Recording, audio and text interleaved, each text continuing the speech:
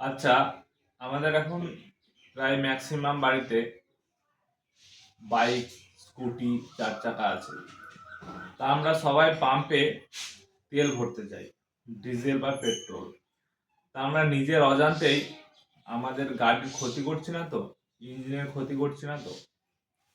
তা আপনি কি করে বুঝবেন যে পাম্প কর্তৃপক্ষ আপনার সঙ্গে প্রতারণা করছে কিনা, আপনাকে ঠকাচ্ছে কিনা?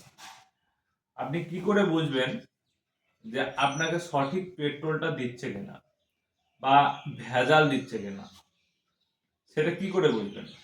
বিস্তারিত জানতে হলে আমার ভিডিওটা আপনাকে পুরো দেখতে হবে।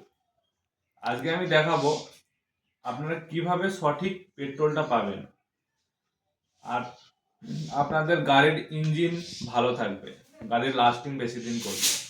ভিডিওটা ভালো লাগলে আমার ফেসবুক পেজটা ফলো করে দেবেন এবং ইউটিউব চ্যানেলটা সাবস্ক্রাইব করে দেবেন।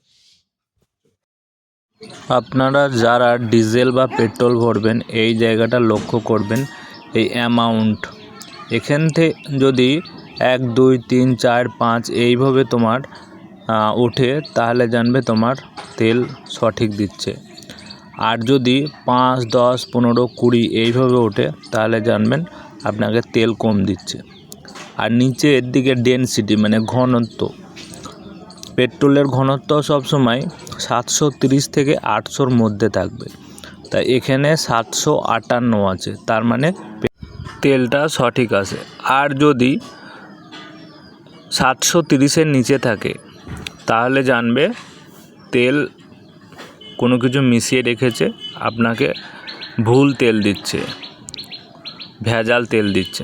আর ডিজেলের ক্ষেত্রে 830 থেকে 900-র মধ্যে থাকবে